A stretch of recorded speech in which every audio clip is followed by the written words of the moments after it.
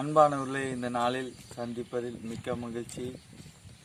ஆண்டுடைய வேத வார்த்தை சொன்னபடி மத்தேயு 12ஆம் அதிகாரம் 30வது வசனம், என்னோடு இராதவன் எனக்கு விரோதியா இருக்கிறான், என்னோடு சேராதவன் சிதறடிக்கிறான்.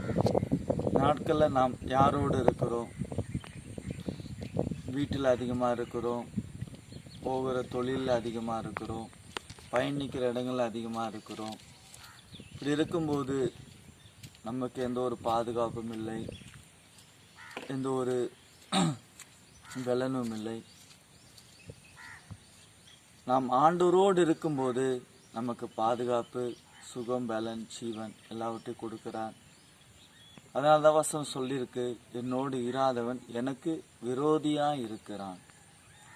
நம்ம ஆண்டவரோடு இல்லாத போது ஆண்டவரே நமக்கு விரோதியாய் மாறுகிறார். ஆண்டவர் விரோதியாய் மாறும்போது நம்முடைய வாழ்க்கையில சமாதானம் இருக்காது, ஆசீர்வாதம் இருக்காது, ஒரு பாதுகாப்பு இருக்காது. ஏனென்றால் இந்த உலகத்தில் குடும்பத்துக்கு விரோதமான மந்திரவாதம், தொழிலுக்கு விரோதமான மந்திரவாதம், குடும்பத்தை அழிக்கிறதுக்கு மந்திரவாதம், எல்லா காரியங்களும் மந்திரவாதங்கள் செயல்படுத்துகிறார்கள். தீய வல்லமைகள் நம்மளை நெருக்குது, குடும்பத்தை நெருக்குது. பாவத்தின் வல்லமைகள் நம்மளை நெருக்குது, எல்லா காரியங்களும் மோதுகிறது.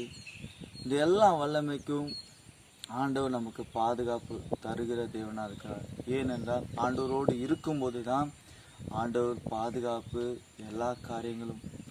ஆண்டவரோடு இல்லாத போது ஆண்டவரே விரோதியாய் மாறுகிறார்.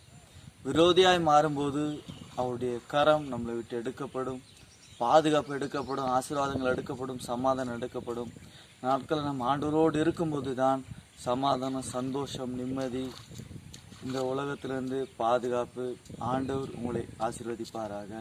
இந்த செய்தியை கேட்டுக்கொண்டிருக்கிற உங்களுடைய வாழ்க்கையில் நீங்கள் ஆண்டவரோடு இருங்க.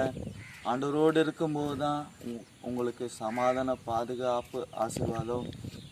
நீங்கள் ஆண்டவரோடு அதிகமாக சேருங்க. எப்படி ஆண்டவரோடு இணைவது? ஸ்தோத்திர பலியிடனும் கர்த்தரை மேம்படுத்துகிறான். ஸ்தோத்திர பலிகள் அதிகமாக செலுத்துங்க, ஆண்டவரை மகிமை செலுத்துகிற மாதிரி. அந்நிய பாஷையில் பேசுகிறவன் தேவனிடத்தில் ரகசியங்களை பேசுகிறான். அந்நிய பாஷை அதிக நேரம் பேசும்போது ஆண்டவரோடு ரகசியம் அதிகமாக பேசுகிறோம்.